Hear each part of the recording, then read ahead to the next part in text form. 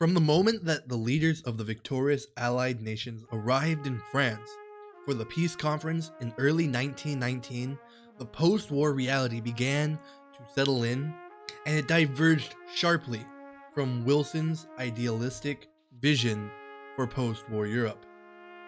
When Germany signed the armistice, ending hostilities in the First World War on November 11, 1918, its leaders believed that they were accepting a peace without victory. But they quickly learned that was not true. Today we are talking about the Treaty of Versailles and how it led to World War II due to its unfair proportions and results. I'm Shilbro6. Sit back and relax as I will be your guide for your weekly dose of history. So as outlined by the US President Woodrow Wilson's 14 points, he made it very clear that he wanted a peace without victory.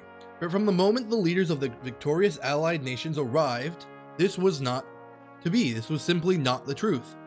5 long months later, on June 28th, exactly 5 years after the assassination of Archduke Franz Ferdinand and his wife, the leaders of the Allied and associated powers, as well as representatives from Germany, gathered in the Hall of Mirrors at the Palace of Versailles to sign the final treaty. By placing the burden of war guilt entirely on Germany, it imposed harsh reparations, payments, and created an increasingly unstable collection of smaller nations in Europe. The treaty would ultimately fail to resolve the underlying issues that caused war to break out in 1914 in the first place, and it helped pave the way for another massive global conflict a mere 20 years later and the rise of totalitarianism. The Paris Peace Conference saw that none of the defeated nations weighed in, and even the smaller Allied powers had very little say. It was really the big three that had the most say, or really any say.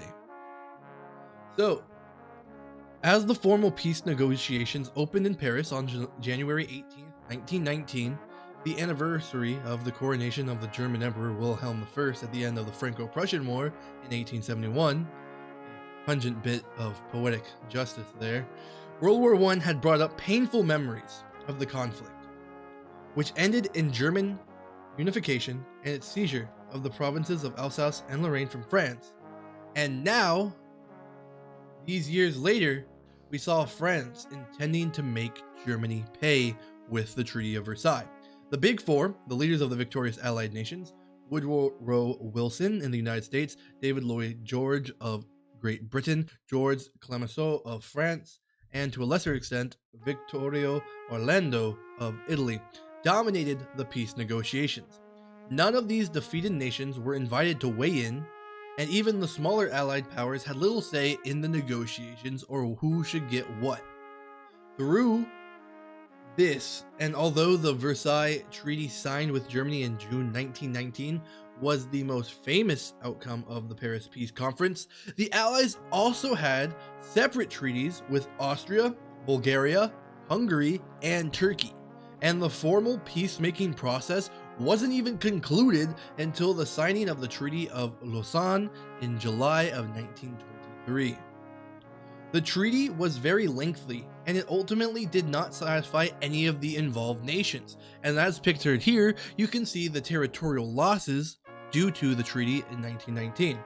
The Versailles Treaty forced Germany to give up territory to Belgium, Czechoslovakia, and Poland, and in return, they also must return Alsace and Lorraine to France and cede all of its overseas colonies to China and the Pacific and Africa ones to the Allied nations. In addition, it had to drastically reduce its armed forces and accept the demilitarization and Allied occupation of the region around the Rhine River. Most importantly was Article 231 of the treaty, which placed all blame for inciting the war squarely on Germany and forced it to pay several $billions in reparations to the Allied nations. While Germany was the nation to push for war and had tried to convince Austria-Hungary to declare war on Serbia due to the assassination of Archduke Franz Ferdinand, I do not believe personally that it was fair to solely blame Germany as the instigator and therefore have them bear the brunt of the reparations and the consequences.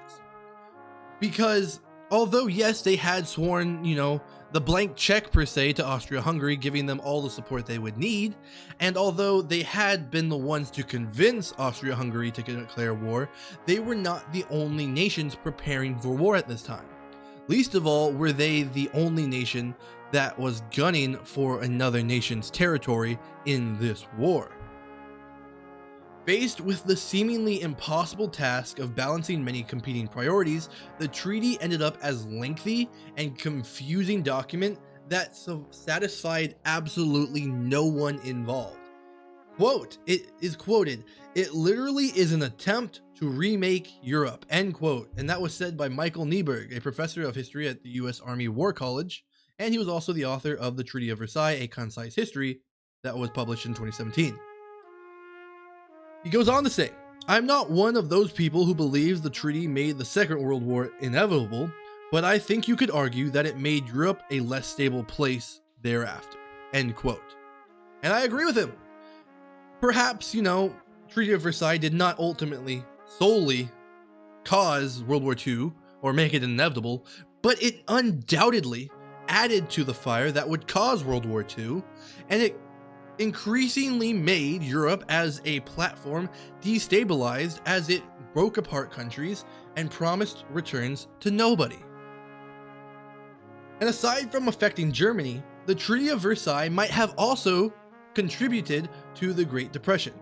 Many people, even at the time, agreed with the British economist John Maynard Keynes that Germany could not possibly pay so much in reparations without severe risk to the entire European economy, let alone the world economy.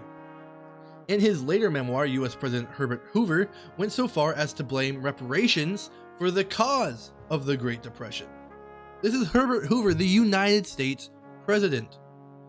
But though most Germans were furious about the Treaty of Versailles, calling it a diktat, a dictated peace, and condemned the German representatives who signed it as, quote, November criminals, who had stabbed them in the back and, ultimately betrayed the German public in the eyes of the people at the time anyway. In hindsight, it seems clear that the treaty turned out to be far more lenient than its authors might have intended. Germany ended up not paying anywhere near what the treaty said Germany should pay. Yes, they did ultimately pay it off in the 2000s, but they paid nowhere near what was required of them or expected of them at the time. And furthermore, it didn't pay the whole amount. And despite the loss of German territory, there were plenty of people who understood as early as 1919 that the map actually gave Germany some advantages. Neiberg points out it put small states on Germany's borders in Eastern and Central Europe, end quote. And furthermore, another quote from him, it eliminated Russia as a direct enemy of Germany, at least in the 1920s, and it removed Russia as an ally from France. So while the treaty looked harsh on paper, it actually opened up opportunities for others, end quote. So he really shows here how the remapping gave them edible territory. We'll say it that way. It surrounded them about small nations that could not feasibly stop Germany if Germany were to try again. As we saw, they were not able to. Czechoslovakia and Austria and Poland all were eaten by the Nazi war machine later on. So, lastly, I'm going to show you this political cartoon here. It says terms, the German people must pay for all damage to civilians on land or sea or from the air. And it's meant to represent the Treaty of Versailles. So with these new European borders, the League of Nations and Germany reparations, it absolutely carved up Europe and, of course, the former Austro-Hungarian Empire into states, and very unstable states at that. The Versailles Treaty had also included a covenant for the League of Nations, the international organization by Woodrow Wilson, which would be kind of the predecessor to the United Nations. But the US Senate ultimately refused to ratify the Versailles Treaty due to its opposition to the League, which left the organization seriously weakened without the US backing or participating in it at all. Meanwhile, Germany's economic woes, exasperated by the burden of reparations and general European inflation due to the reparations and war, destabilized the Weimar Republic and the government established at the end of the war. So, as this new republic is already destabilized at its birth, we saw it quickly start to deteriorate. And it is due to lasting resentment of the Versailles Treaty that the National Socialist Nazi Party and other radical right-wing parties were able to gain support in the 1920s and the early 30s by promising to overturn the harsh provisions and make Germany into a major European power once again. So by taking the disenfranchised German people and pointing at the treaty and saying, look at what they've done to us, look at the unfair consequences we have, and promising to overturn this, they were able to sway the German population greatly due to the Treaty of Versailles. So, I would like to say that the Versailles Treaty might have caused World War II and made it possible, but it was not inevitable. In 1945, when the leaders of the United States, Great Britain, and Soviet Union met at Potsdam, they blamed the failures of the Versailles Treaty for making another great conflict necessary, and vowed to right the wrongs of their peacekeeping predecessors. But we saw that, including the United States not joining the League of Nations and the rise of the Stalinist regime in the Soviet Union, there were necessary elements in understanding the path to the Second World War, as well as we saw that this peacemaking was not necessarily achievable by the Allied powers at the end of World War II. And I will end it with one last quote. Quote, "In my personal view as a historian, you need to be really careful directly connecting events that happened 20 years apart." Neiberg goes on to say, "A different treaty produces a different outcome, yes, but you shouldn't draw inevitability as it's part of the recipe, but it's not the only ingredient," end quote. So he really hammers home here that yes, it made it easier, and yes, it added a lot to the fire. It ultimately did not make it inevitable for World War II to happen. I believe, personally, it made it near inevitable, and the reparations were greatly unfair on the Central Powers, but it is understandable why the reparations were there and why such harsh consequences fell upon Germany due to the history, such as the Franco-Prussian War that I pointed out, as well as the economic ruin that had occurred during the Great War. So that being said, I hope you learned a little bit about the Treaty of Versailles, and I hope you enjoyed and you learned about why it may have been the cause or a cause for World War II. Really, there was very little peace in between World War I and World War II due to all the risings, rebellions, and wars going on in Europe and across the globe in the 20 years between the First and Second World Wars. So, if you did enjoy, please consider hitting the like and subscribe button for me. And as always, I am Shieldbro6 for the History Armada, and I hope you enjoyed. Thank you so much for watching, and I will see you in the next video. Cheers and thanks.